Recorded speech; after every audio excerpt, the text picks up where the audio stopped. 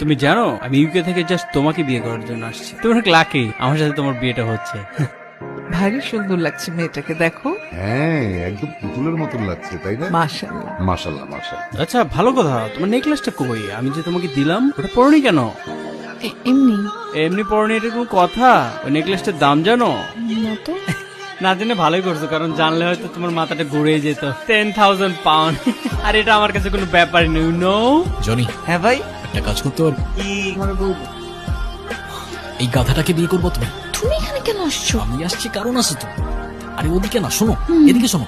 দেখো, এখনো সময় আছে। তুমি তোমার প্যারেন্টস কে বলো তুমি এই বিয়েতে রাজি না, ব্যাস ঝামেলা মিটে যায়। আমি এসব কিছু বলতে পারবো না। তুমি না বলতে পারলে আমাকে বলো, আমি ওকে তাড়ানোর ব্যবস্থা করতেছি। No Adnan, stop.